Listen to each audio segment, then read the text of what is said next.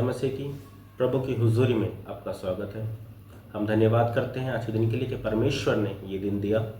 और मैं आपसे आज बात करने जाता हूँ यहोवा के आत्मा के विषय में, जो शिमशोन के ऊपर थी और उसने उस आत्मा को खो दिया।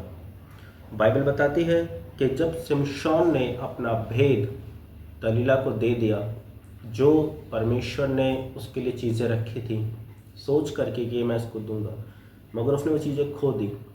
वो सबसे बड़ा ताकतवर व्यक्ति था। बाइबल के अनुसार बाइबल बताती है कि वो इतना ताकतवर था कि उसने गधे के जबड़े की हड्डी से हज़ारों लोगों को मार दिया। तो आप सोच सकते हैं, इस बात की कल्पना कर सकते हैं कि शिमशोन कितना ताकतवर व्यक्ति होगा बाइबल के अनुसार, जिसे परमेश्वर ने इतनी सामर्थ्य से भरा था, इतनी ताकत से भरा था कि उसने लोमड़ियों को पकड़ा, उसने शेरों को फाड़ दिया, उसने गधे के जबड़े की हड्डी से हज़ारों लोगों को मार दिया। मगर बाइबल बताती है कि उसने यहोवा की आत्मा को खो दिया। क्या कहीं आज हम भी अपने जीवन में यीशु मसीह को तो नहीं खो बैठे?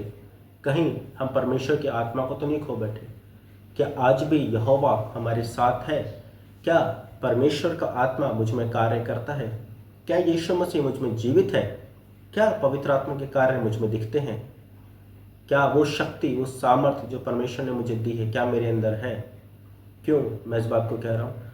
क्योंकि जैसे इस व्यक्ति ने जो परमेश्वर का चुनावा था, एक गलती की वजह से परमेश्वर के साथ को इसने खो दिया। मैं कहूँ कि ब्रह्मांड के रचयिता को इसने खो दिया, उसकी ताकत को इसने खो दिया। परमेश्वर उसके साथ था, वो इसने खो दिया। क्या कहीं ऐसा तो नहीं हम भी परिस्थितियों के सामने घुटने टेक देते हैं और यीशु को, परमेश्वर की आत्मा को, पवित्र आत्मा को हम या परमेश्वर को हम कहीं खो तो नहीं देते? क्योंकि इसका एक पाप, इसका एक अपने भेद को बता देना इसके लिए सबसे बड़ी मुसीबत का कारण था कि ये अपनी जान से भी गया और परमेश्वर का आत्मा इससे दूर हो गया। चलिए मैं आपको इस बात को बताता हूँ, ऐसा क्यों था, इसने क्या करा ऐसा। हम देखते हैं न्यायों की पुस्तक में 16 अध्याय पद संख्या 18 में हम इस प्रकार देखते हैं, यह देखकर कि उसने अपने मन का सारा भेद मुझसे कह दिया है, दलीला ने पलिश्तियों के सरदारों के पास कहला भेजा, अब की बार फिर आओ, क्योंकि उसने अपने मन का सब भेद मुझे बता दिया। तब पलिश्तियों के सरदार हाथ में रुपया लिए हुए उसके पास गए।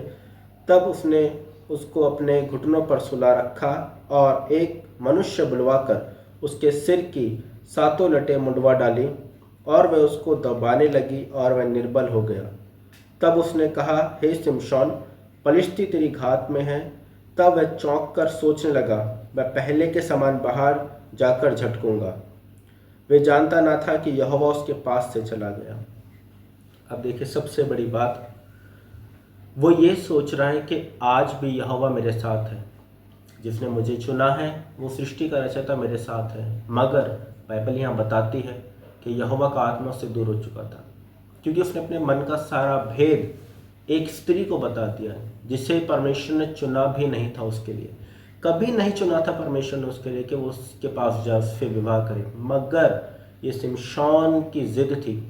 आज आपके जीवन में आपकी जिद हो सकती है कि आप परमेश्वर से दूर हो जाएं। आपका डिस्को जाना आपको परमेश्वर से दूर कर देता है। आपका घर परिवार में झगड़ा करना आपको परमेश्वर की आत्मा से दूर कर देता है।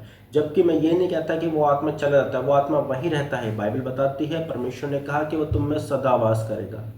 पवित्र आत्मा हमारे पास है, हमारे अंदर है, वो कार्य करता है।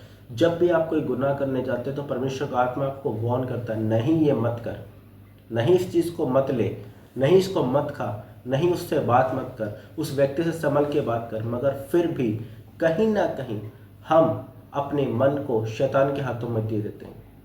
हम ये बोलते हैं कि नहीं यार कोई बात नहीं, एक ही बार तो करनी है चीज़, हम कर लेते हैं और फलस्वरूप हम परमेश्वर को शोकित कर देते हैं। यहाँ पर परमेश्वर ने इसको वार्न किया था हर एक चीज़ के लिए कि ये चीज़ नहीं होनी चाहिए, अपना भेद मत बता। उसके सिर के बालों के लिए स्वर्गदूत ने कहा था कि इसके सिर के बाल कभी नहीं मुड़ने चाहिए, ये परमेश्वर का नाज़िर है। मगर ये बात इसने उस स्त्री को बता दी जो उसके लिए घात का कारण बन गई।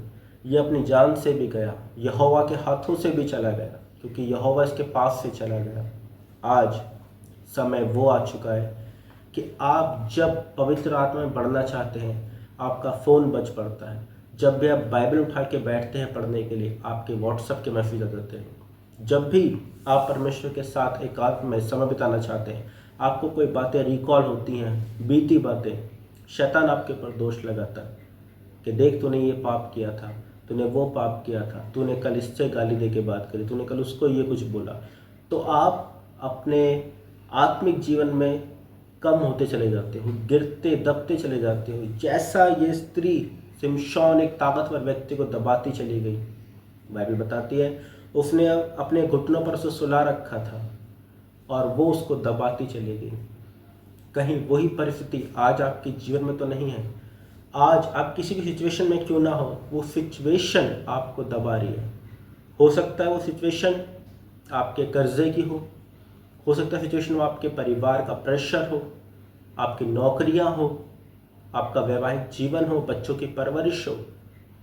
जब आप परमेश्वर के साथ हैं, ये परिस्थितियां आपके सामने कुछ नहीं। जब शिमशोन ने एक गधे के जबड़े से हजारों को मार दिया, शेर सबसे बड़ी उसके सामने एक विपत्ति खड़ी थी, क्या आज मैं आपको शेरों के साथ छोड़ दूं, क्या आप जिंदा बच पाएंगे? या आप ये कहते कि नहीं, मैं भी शिमशोन की तरह शेरों को फाड़ दूंगा, इससे पहले ही शेर आपको फाड़ के खा जाएंगे। मगर बाइबल बताती है उसने मार्ग में चलते हुए शेर को मार दिया, उसको फाड़ दिया उसने शेर को।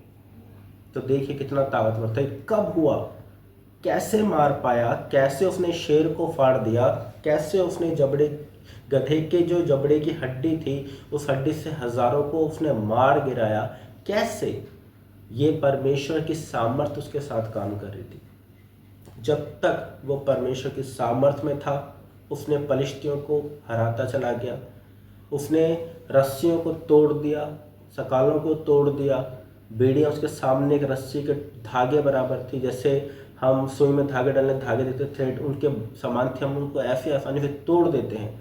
शिमशोन के सामने ये सब रस्सियाँ, ये सलाखें जो लोहे की होती हैं, ये सब उसके लिए एक रस्सी धागे बराबर जो चीज़ें थी, वो सब उसके लिए एक ऐसा था कि उसको एक झटके में तोड़ देता था। कैसे? ये परमेश्वर की सामर्थ थी। आज वही सामर्थ आपके साथ काम करती है, मगर कहीं ना कहीं हम अपने आप को परमेश्वर से दूर कर लेते हैं। हम आज भी परमेश्वर को कहते तो हैं कि प्रभु हम तेरे साथ हैं, प्रभु तू हमारे साथ कार्य करता है, हम तेरे साथ चलते हैं परमेश्वर, मगर कहीं ना कहीं आप अपने जीवन में परमेश्वर से दूर हैं। यहाँ इस व्यक्ति के साथ परमेश्वर का आत्मा दूर हो गया, मगर आज के जीवन में, आज के सांसारिक माहौल में आप परमेश्वर से दूर हैं। परमेश्वर आपसे दूर नहीं है। बाइबल बताती है वह आपके संग रहता है, वो आपके साथ एक आत्मा होना चाहता है, वो आपके साथ सहभागिता करना चाहता है, वो आपको ऐसे जोड़ के रखना चाहता है, मगर आप कहीं ना कहीं अपने आप को परमेश्वर से दूर कर देते हैं।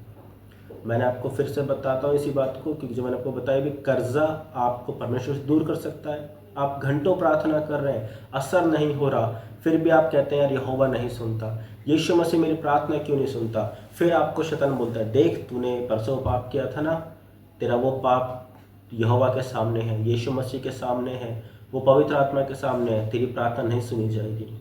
आप प्रार्थना छोड़ देते हो। आप जब भी इस वचन को उठाते हो पढ़ने के लिए, शैतान आपको फिर से दिमाग में डाल देता है, तूने गाली दी थी ना, तेरा वचन पढ़ना व्यर्थ है, तो क्या वचन पढ़ेगा, तो गाली देने वाला मनुष्य।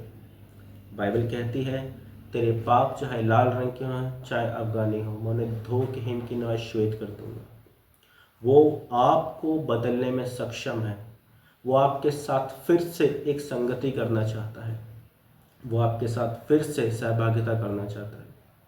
एक बलिदान यीशु मसीह ने अपने जीवन के द्वारा दे दिया, अब और कोई बलिदान नहीं है कि आप और परमेश्वर फिर से एक होए तो कोई बलिदान चढ़ाया जाए। नहीं, यीशु मसीह ने बलिदान अपने आप को देकर वो पूरा कर दिया। उसने अपने आप को निछावर कर दिया आपके और परमेश्वर को एक करने के लिए। वो अब फिर द्वारा कोई लहू की वाचा नहीं रह गई। अब फिर से कोई सेक्रीफाइस नहीं करना पड़ेगा।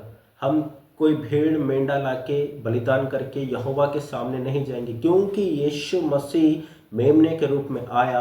बाइबल बताती है उसने हमें परमेश्वर से मिलाने के लिए अपने आप को कुर्बान कर दिया। और आज समय ये है कि हम परमेश्वर से दूर जा रहे हैं, हम उसकी व्यवस्था से दूर जा रहे हैं, इस वचन से दूर जा रहे हैं। हमें पढ़ना तो है, मगर हम क्या पढ़ते हैं? वीडियोस के कमेंट। हमें पढ़ना तो वचन को है, हमें प्रार्थना करनी है परमेश्वर से, मगर हम क्या करते हैं? गॉसिप, चिट चैट लोगों से। आज हम किसी के लिए प्रार्थना नहीं करना जानते। हम किसी को बोल दें प्रार्थना के लिए, अरे मैं कैसे, मैं नहीं कर सकता, भाई आप ही कर दो, पास्टर जी आप ही कर दो, बहन आप ही कर दो। क्यों? क्योंकि जब तक हम परमेश्वर के साथ नहीं बने रहते, परमेश्वर के साथ नहीं चलते, परमेश्वर हमारे में कार्य कैसे दिखाएगा?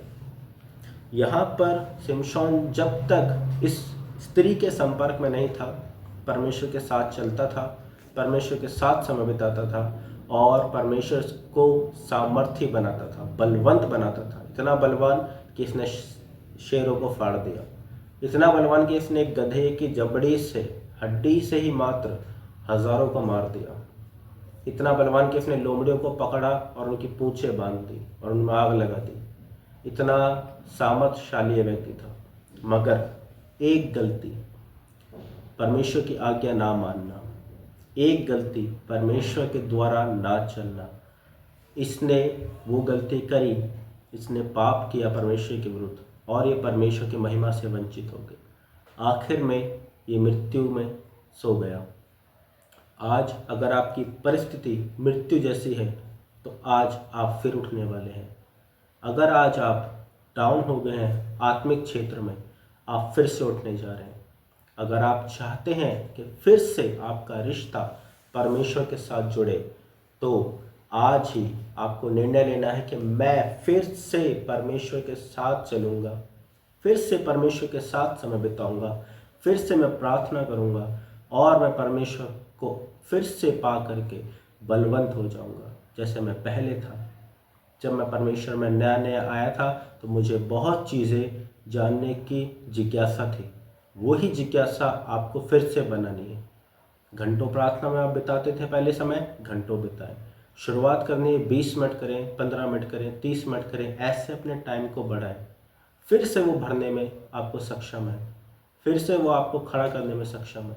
बाइबल बताती है धर्मी जन चाहे 7 बार गिरे फिर भी यहोवा से उठाकर खड़ा करेगा, क्योंकि उसका खड़ा होना और गिरना उसके स्वामी पर निर्भर करता है। तो आइए हम फिर से परमेश्वर के सम्मुख जाएं और जितने लोग आज अपने जीवन में अपने आप को डाउन महसूस कर रहे हैं कि मैं ख़त्म हो चुका हूँ, मैं बिल्कुल परमेश्वर से दूर हो चुका हूँ, मेरी प्रार्थनाएं परमेश्वर नहीं सुनता, या मैं पवित्र आत्मा से नहीं भरा, या मैं परमेश्वर के साथ तो चलना चाहता हूँ मगर परिस्थितियाँ मुझे रोक देती, तो समय है अपने हाथों को उठाएं और मैं आपके लिए प्रार्थना करूँगा और परमेश्वर आपको फिर से खड़ा करेगा। ये विश्वास आप करें। मैं आपके लिए प्रार्थना करता हूँ, परमेश्वर आपको फिर से इस्तेमाल करेगा, पहले के नहीं, और उससे बढ़कर परमेश्वर आपको इस्तेमाल करेगा यदि आप विश्वास करते हैं। अपने हाथों को उठाएं। सर्वशक्तिमान परमेश्वर, मैं धन्यवाद करता हूँ इस परिवार के लिए, झुंड के लिए परमेश्वर जो मुझे सुन रहा है। मैं आपके हाथों में इस परिवार को, इस झुंड को सौंपता हूँ परमेश्वर। इन लोगों की परेशानियाँ आप जानते हैं। मैं यीशु मसीह नाज़री के नाम से कमांड करता हूँ उनके जीवन से हर बीमारी, हर कलेश, हर कर्ज की आत्मा और जो शैतान इनको आपसे दूर करता है परमेश्वर, मैं शैतान को घुड़कता हूँ यीशु मसीह नाज़री के नाम से इनके जीवन से। अभी इसी वक्त राइट नाउ शैतान के सारे कार्यों को मैं इनके जीवन से काटता हूँ। अडल्ट्री की आत्मा को मैं यीशु के नाम से खदेड़ता हूँ इसी वक्त।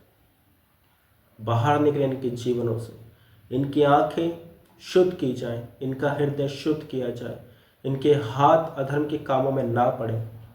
प्रभु मैं धन्यवाद करता हूँ परमेश्वर, आपने सदा मेरी प्रार्थना सुनी है परमेश्वर, और मैं विश्वास करता हूँ परमेश्वर ये फिर से अपने क्षेत्र में कार्य कर रहे हैं। वो जिस एरिया में प्रभु जी वीक हैं, चाहे वो सिगरेट पीना हो, शराब पीना हो, या गाली गलौज का जीवन हो परमेश्वर, सब कुछ आप बदलने जा रहे हैं। कर्जे की आत्मा दूर हो चुकी है यीशु के नाम से, मैं विश्वास करता हूँ। ये अपने वैवाहिक जीवन को फिर से सुधार रहे हैं परमेश्वर। वैवाहिक जीवन परमेश्वर जो इनका है प्रभु जी, वैवाहिक जीवन द्वारा से प्रभु जी इनका स्थापित किया जा रहा है। ये पारिवारिक जीवन भी परमेश्वर सुधार रहे हैं प्रभु जी। जो जवान युवक युवतियां हैं प्रभु जी, वो तेरे वचन की ओर बढ़ते जा रहे हैं परमेश्वर। शत्रु ने खींचना चाहता है, नाश करना चाहता है, मगर प्रभु जी मैं आपके लहू की सामर्थ्य उनके जीवन में देख रहा हूँ परमेश्वर। वो तेरी ओर आ रहे हैं परमेश्वर। मैं धन्यवाद करता हूँ परमेश्वर पिता कि आप इनके जीवनों को बदल चुके हैं राजा। फिर से परमेश्वर आपने इन्हें चुना है, खड़ा किया है परमेश्वर। मैं धन्यवाद करता हूँ मेरी प्रार्थना सुनने के लिए प्रभु, धन्यवाद। ये जल्द से जल्द गवाहियों को देने जा रहे हैं प्रभु जी, विश्वास करता हूँ हर एक क्षेत्र का जिनका काम था वो पूरा हो रहा है परमेश्वर। मैं धन्यवाद करता हूँ, सारी बातों में आपको महिमा देता हूँ। यीशु मसीह नाज़री के नाम में इस प्रार्थना को मांगता हूँ, आमीन आमीन और आमीन। परमेश्वर का धन्यवाद हो प्रभु के इस वचन के लिए। और मैं विश्वास करता हूँ कि आपका जो भी क्षेत्र था जिसमें आप वीक थे, परमेश्वर ने आज उसको पूरा किया है। और मैं विश्वास करता हूँ कि आप बहुत जल्द मेरे पास फिर से गवाहियाँ लेकर आ रहे हैं, और आपकी गवाहियाँ परमेश्वर की महिमा के लिए हैं। मैं धन्यवाद करता हूँ। और अगर आप जूम मीटिंग के द्वारा हमारे साथ जुड़ना चाहते हैं संध्या शाम को, तो आप कृपया हमें बता सकते हैं। हम नीचे डिस्क्रिप्शन में नंबर मेंशन कर देंगे, व्हाट्सएप नंबर, जूम मीटिंग की आईडी आपको उस पर दे दी जाएगी। जितने भी भाई बहन जुड़ना चाहते हैं शाम की जूम मीटिंग में, कृपया आप हमें अपने जवाब भेजें। परमेश्वर आपके साथ रहे, परमेश्वर में आप बढ़ते रहें। प्रभु का धन्यवाद हो आज के दिन के लिए। सबको जय मसीह की। God bless you all.